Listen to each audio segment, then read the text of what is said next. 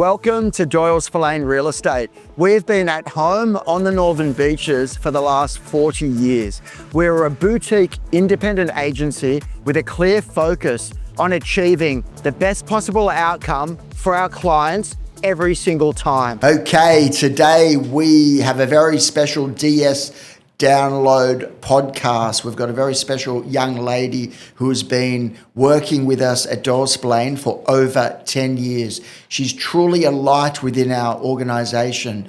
She was introduced to me many years ago, actually before she was born. When I started at Doyle Spillane Real Estate, I was working with one of our senior sales agents who later became one of our business partners. For those that know him, his name is Mr. Jeff Harris. And when I sat down and we were talking about his history, he told me that his wife was pregnant, and the lady that's sitting on my right here is a result of that pregnancy. Her name is Abby Harris, and welcome, Abby. Thank you, Matt. Thank you for having me.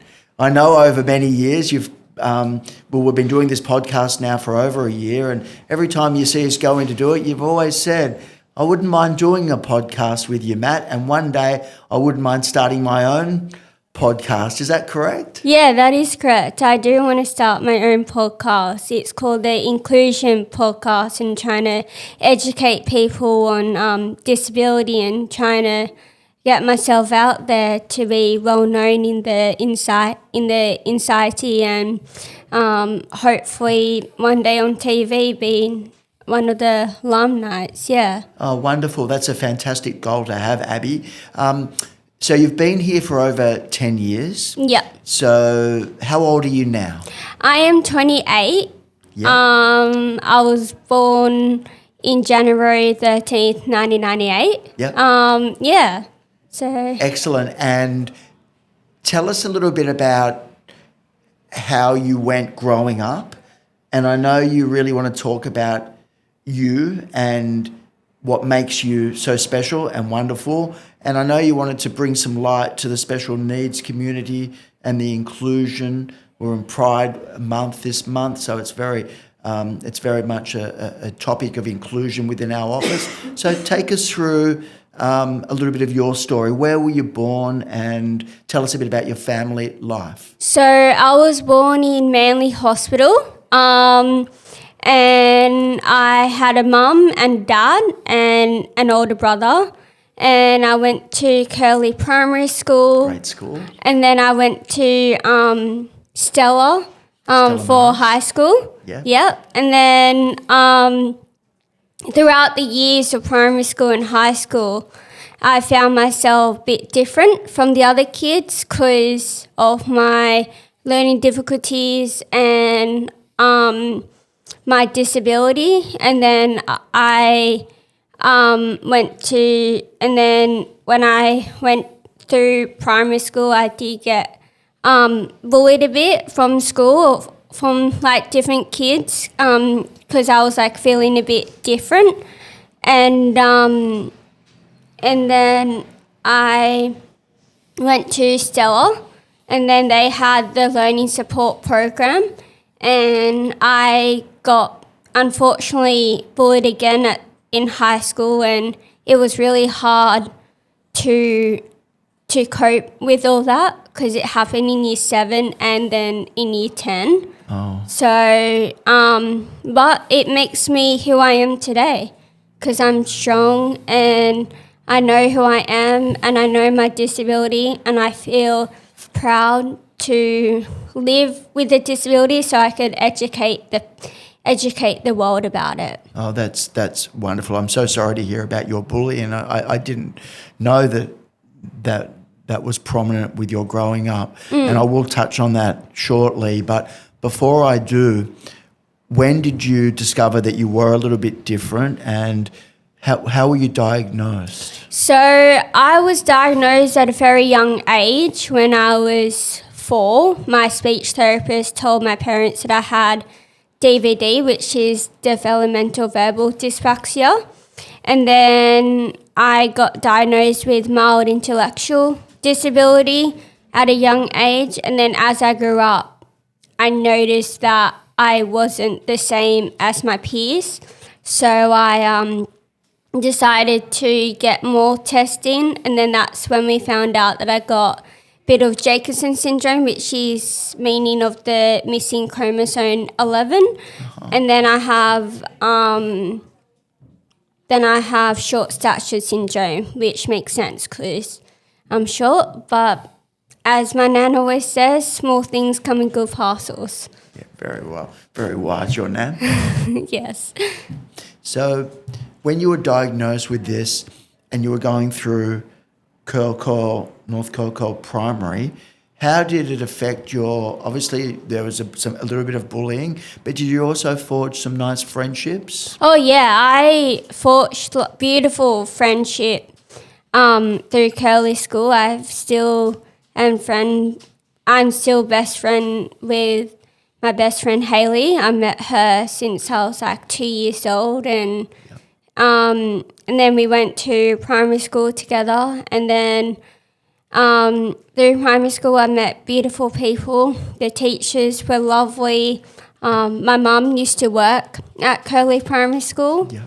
And everyone just loved her and loved our family. So yeah, it was beautiful. Oh, that's great. So even though there was a small bullying part of it, there was also many wonderful people, which is fantastic to hear about.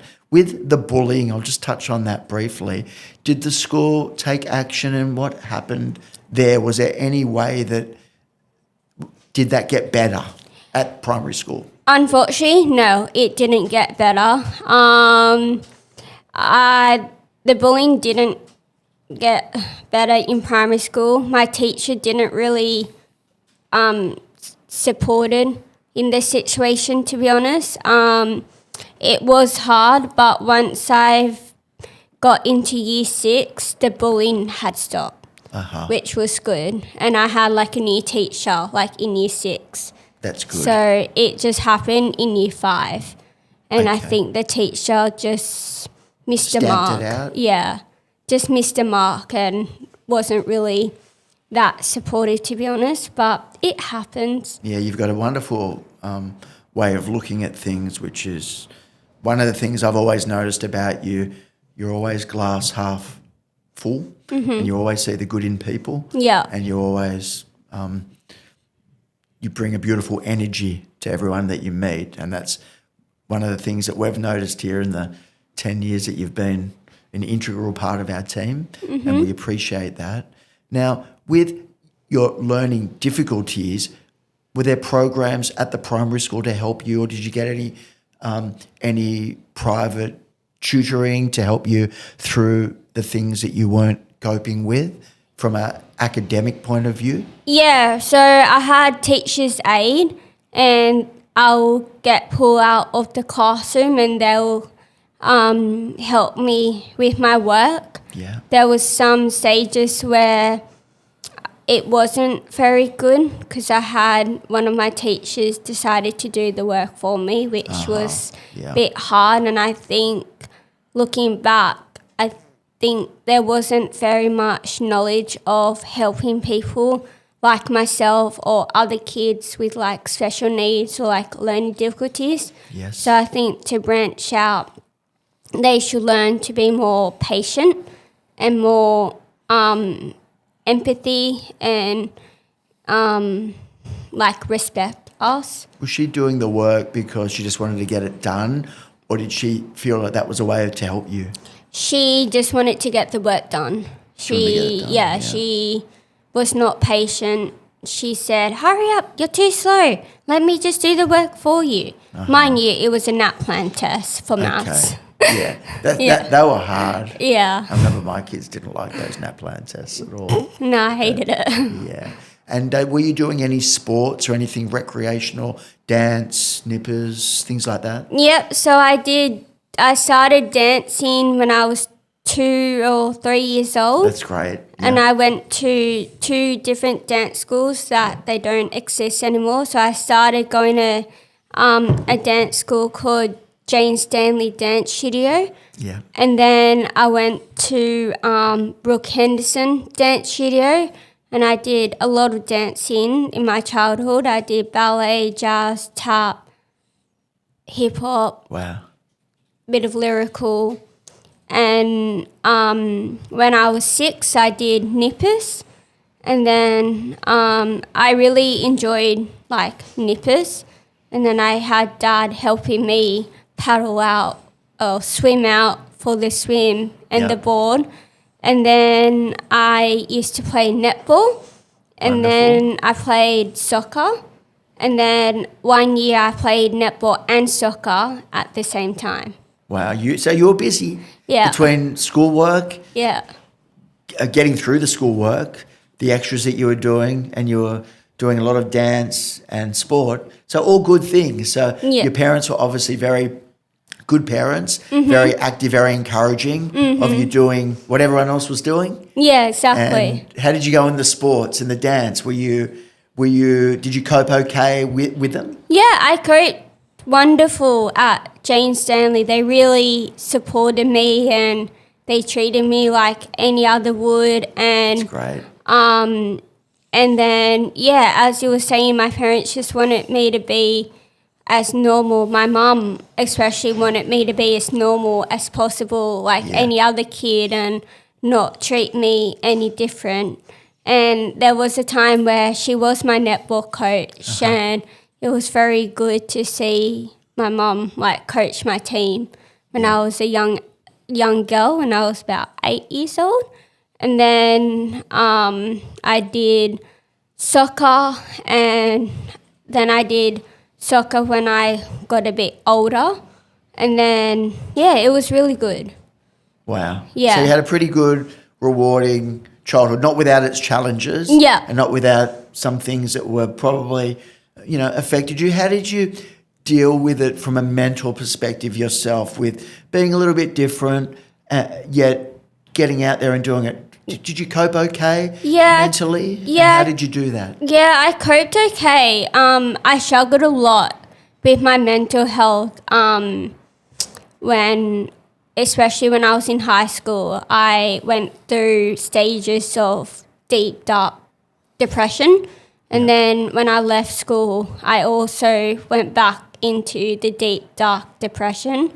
And it was really hard to get out of it. But once I got out of it, I just am now just loving life. I'm not in that dark depression mode anymore. I just feel really good with myself, and I'm happy with myself, and That's wonderful that you got through that. For anyone else that's going through those deep and dark episodes of depression, which I'm sure are very hard, was there anything that you did to help you get through it?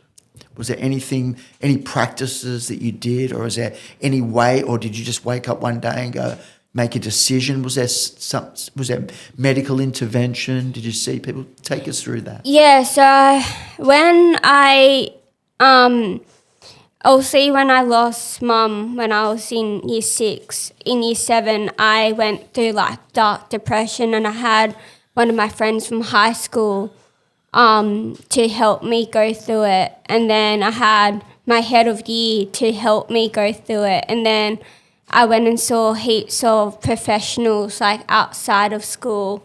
And then once I found who I am, I have an awesome best friend, and her name's Tash, and she really helps me to know who I am and guide me through, and is very supportive. Yeah. Is there anything that you do on a daily basis just to keep you in the right zone? I find that for me, just to give you an example, I like to get up in the morning and meditate, and then I do some exercise, and then I'm in a better headspace. Not that I've had the challenges that you've had, and not that I've suffered from the level of depression that you have, but those little things like meditation and training and martial arts and things like that have helped me. Is there anything other than friends and anything you do as a part of your ritual to help you? Yeah, I love to sing, I love to dance, and I love to act, and I go to the gym, and I have my personal trainer Sophie, and I do her classes with my friends, and then I go to the gym at Crunch in DY, and I usually go there. It's really good. Wow. So just trying to be active. So you're active, you're physically active, you're using your mind with your work, with what you do here, and you're very valuable with what you do, assisting the team with all the great work that you do. So you finished school, and then you've been here for 10 years, coming up to 11. What else do you do on the days that you're not working here? What other work do you do? So I go to a place called Jigsaw, which helps people of working age with a disability and trying to help us get into open employment. And so I've been there for almost 5 years now, coming up to 5 years at the end of August. And I've decided that I want to try and become a disability advocate and try to educate people. So Jigsaw's my stepping stone, and they're helping me into transition to become a disability advocate. Wow, that's incredible and a wonderful goal to have. How many days a week are you at Jigsaw? So I go there 2 days a week. Yeah. And what then are your hours there? My hours is 9 till 3 o'clock. 9 till 3, 2 days a week, and you're here on a Tuesday from 8:30 to 5:30. Yeah. So you're keeping busy with that, and then the days of gym and all the other things that you do. So you've got a pretty full and active life. Yeah. And then with the training that they're giving you to get you to achieve your goal, do you do anything outside of that, or is it all done within Jigsaw to get you ready for the next step? More inside of Jigsaw and also more outside of Jigsaw. I completed a TAFE course called Barista Coffee because I wanted to show myself that I can pass on a TAFE course. Yes. And I can achieve on that. So are you doing that now, or you have done No, it? I finished that. How did that go? Yeah, it went really well. I did a barista course, which was really awesome You do make a pretty good coffee. Oh, thanks, Every morning Matt. when I come in, you say, "Do you want a green tea, Matt?" And then you make in the middle of the day when you see me fading, you're always checking in with that kind heart of yours and saying, "Can I make you a coffee?" And you do it pretty well. Yeah. I do enjoy making coffee for everyone at Doyle Spillane, and because I did try to do childcare, but with my special brain, it just didn't happen. But that is so okay. It's okay. Because it's not my passion. I know my passion now, so... It's good. How did you discover your passion? I discovered my passion through knowing that all the judgment and assumptions people made in the society and thinking that I was still in school, I realized the reason why they're saying that is because they don't have the education background that they need with disability. So that's why I thought, look, I'll come on to this podcast and I will make my own podcast and get myself out there into the world and to educate mainstream and educate people. That's it's wonderful. And what would you say to the people that bullied you, or the people that don't understand, or the people that are cruel and mean? Have you got a message for them? What would you say to those people? I just say I don't care. This is who I am now, and thank you for treating me that way because I'm stronger now with how they treated me, and just don't care about them anymore. It's a very mature and intelligent way to look at things. A lot of people would be angry and bitter. Why not? What's there to be angry about? I'm not going to see them. I haven't seen them since school, so what's the point? They're gone. They're not part of my life. Yeah, and you put in, you integrate with people and you're friends with people that you want to be friends with. Yeah, people that love like me and love me who I am, and the people that like me, they can stick around. People that don't like me, I don't like you either. So it's all fine. It's all right. Yeah.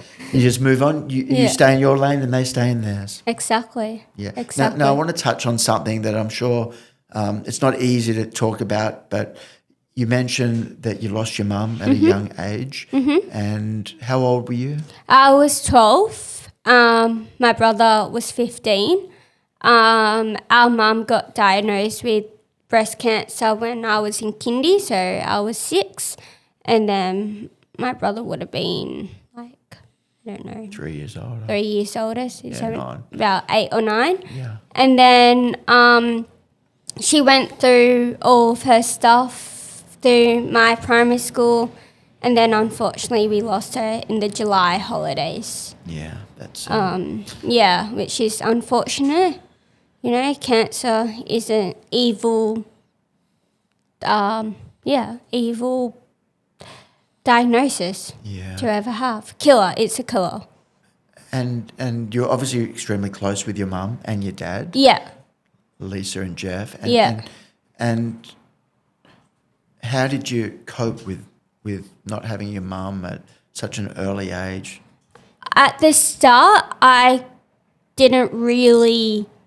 understood a bit, but I didn't really understand or comprehend what was happening because I thought that she'll come back, and then everyone's like, no, she's never going to come back. Then I'm like, oh, okay. And then as I got more older, I got more understanding. Wow, this is big. This is big time. And then I have a great support with Dad and with family and with friends and with my wonderful work family here at Doyle Spillane. And then I just decided to try and make Mum proud to do things that I would love to do. And I know she's still with me every day. I have a necklace that I wear to Jigsaw, and they're ballet shoes. And every time I touch it or feel it, I think of Mum, because she gave me those ballet shoes when I first started ballet. Yeah. Which is so special. Yeah, and you obviously have a very close relationship with your dad as well. How was it for Dad? Obviously, he'd come in here and work all day. Yeah. And when I first met him, he'd probably been here 10 years when I started. And I've been here 29 now. So he would have been coming up to almost 40 years. But what I always found with your dad, that he'd come to work, do his work, and do it very well. And then he'd have to rush home to make sure the kids are okay, cook dinner every night, clean, cook, and get everything ready. Was it good having a supportive dad that kept it all together? Yeah, absolutely. I mean, it was hard when Dad lost, like, the love of his life. And then he stopped working for not sure long period or short period. I can't really remember. 6 months he Might stopped have been a little working. longer, but not much. Yeah, he stopped working for like 6 months or something, and then once he went back into work, and after settling Jaden and myself back to normality, and we had wonderful family to support us. My nan, when my granddad was still alive, they would come over and look after us while Dad was at work. And then when Dad come home, he'll get what he needs from the supermarket and to cook dinner. And then he definitely supported me through all of my NDIS. If people don't know what that means, it's National Disability Insurance Scheme, and he helps me with that. And yeah, he's just a great supporter. Yeah, he's a good man. Yeah. He's good at real estate. He's been an amazing dad to you and Jaden, and we've got the utmost respect for him and what he's been through, and the support and the love that he has always given to you and the people that he loves. Tell me about Jaden, your brother. He's a good boy. Yeah, Jaden. He's a very smart academic. He definitely gets it from our mother, because Mum was very smart and academic. Yeah. He is into politics. He's a politician. He works underneath the environmental minister. Yeah. He's very driven. He used to help me with my schoolwork, which I'm very thankful and grateful for. I always tell people that when I was in Year 10, I did a speech and Jaden helped me, and if it wasn't for him, I would never gotten 24 out of 25. So it was amazing. So he helped you with it, but you still had to deliver it. You still had to stand up there. You still had to get it out and connect with the people in the crowd, and you obviously did that. Yeah. And then he used to help me with my essays, and then he was just an all-rounder, like, awesome brother. Like, I am thankful to have a brother like Jaden. He did an awesome job. He won a Young Achievers Award a few years ago, and then he wrote 12 pages at 12 years old, and he made our parents very proud of the dedication he did. And he did a lot with Tony Burke, and then he was on the newspaper a lot when Tony Abbott was wrong about something, and the heading was "You're so wrong, Mr. Abbott," which was classic. And then he wanted to change the environment. He definitely does. That's his passion. He wants to make a difference, doesn't he? He wants to make a difference, and I guess that's where I kind of got the inspiration from, of me making a difference in my own way. And he's a member of Labour, and then I followed his lead, and he's just Yeah, you've had some pretty good mentors in your mum in the early days, and your dad and your brother. They're extremely good people. Oh yeah, 100%. Hardworking. Yeah. Sensible, smart. Jaden's very hardworking. He's very dedicated. Sorry, Jay, to put this out, but it took him 5 years to finish his uni, but I guess he was taking his time because he was doing it part-time. And he was working as well at the same time. Yeah, he was working. And he was doing stuff with the politics, and he was also doing business stuff on the outside of that. Yeah, so he used to run an app with a friend called Basketball Forever. Yes, I remember that. And he was partnership on that, so he did do a lot. Yeah. So have to give him credit for that one. Yeah. For sure. I'm sure he's done a lot of good things, and as you both have. Yeah, definitely. What do you like about your time at Doyle Spillane? And tell us a little bit about what you do here and how you contribute. So I started doing open house with Dad and just kind of like help him with that, and then I moved into doing reception. So I was on reception on a Friday once I've left school. Yeah. Then you answer the phones and then deal with people coming in, and then I moved from a Friday to a Tuesday because I feel missing out because we do the 1 month meeting. That's right. And that's always good to know what's happening. Yep. That's why I choose to work on a Tuesday. And then my role is called the office support, so I just help out around the office if anyone needs help. Then I help out with reception of whatever they need help with, and I'm just everyone's right-hand woman on a Tuesday. That's it. A bit of an extra. Yeah, no, it's wonderful. We love having you here on a Tuesday. You do great work for us. Yeah. And what does your day look like on the days that you go to Jigsaw? The days look like when I go to Jigsaw, I go there and we do like a morning briefing just to know who we're working with and knowing our tasks, because behind the scenes of Jigsaw, we actually work for clients in schools, and it's a digitization program, and we do file management and scanning and quality control, and we go through each different boxes and each different files, and all the contracts are different because clients want different like specs. Some of them want colour, some of them want black and white, some of them want both, to be honest. Yes. So, and then we do group sessions, and then we do one-on-ones, then we have lunch with trainers, and then we have morning tea, and I can't go out with my hot chocolate before Jigsaw. I have to have that for my energy. No, so, good. yeah. You don't drink coffee, do you? No, I don't like coffee. I love the smell, hate the taste. Okay. Well, for someone that doesn't like coffee, you make a pretty good coffee, so good work. Thank you. I'd like to get you to make me a hot chocolate one day too. Yeah. In winter. Now it's getting cold again. Yeah, definitely. So we talked a little bit about your future goals. Tell us about, have you got any timelines when you're wanting to achieve certain things? Or Not really. I just go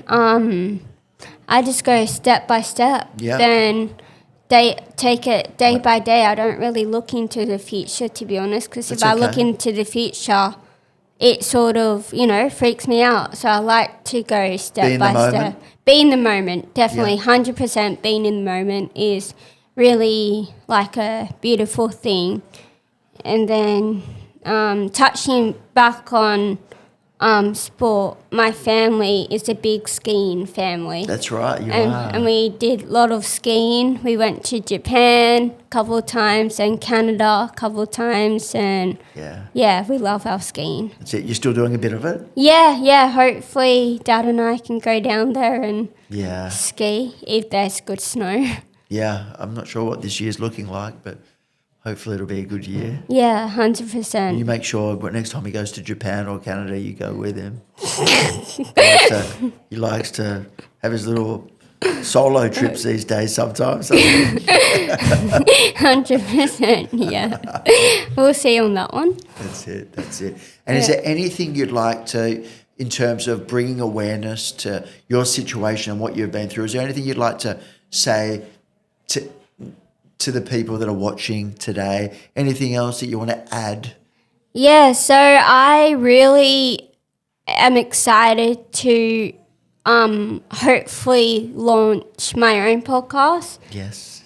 And I finally am going to stick to the name, and I've named my podcast Inclusion Podcast, run by me. And then I want to do that and just educate people. And I recently just did a talk at my primary school, and hopefully I'll do another talk around schools as well, just to educate everyone about disability, because there's a lot more awareness on disability and people more talking about LGBTQ community as well as the disability community. So I just want to educate people with that through my podcast and hopefully through on TV. Yeah, definitely. Well, talking to you, what comes across to me is that you're a fine young lady. You've certainly had many challenges that would stop a lot of people in their tracks, but you always get up and you get on with it, and you're always very inspirational to all of us here, because life hasn't been easy, and you're always smiling. You've got a positive attitude. You've got a willingness to learn, and you've got a willingness to give. And they're two beautiful gifts that I know your parents are very proud of, and we at Doyle Spillane are very proud of you. We love having you here. You walk into the office and you light up the office with your personality, your love, your care. You just want everyone to do their best and be the best versions of themselves that they can be. And when we see people like yourself that we work with doing that under tough circumstances with so much resilience, it is such a wonderful thing for our office to have you here because, you know, you epitomise what we all want to be, giving, sharing, loving people. So on that, I'm going to say thank you for your first podcast, and I look forward to you working here for another 10 years with me. I'm not ready to retire yet. Some people say I'm a little bit past it, but I think I've got a little bit more in me. And yeah, I'm looking forward to seeing you continue to grow, continue to achieve, and continue to give. So Abby Harris, thank you for joining us today. We love you, and we look forward to seeing more of your success. Thank you, Matt.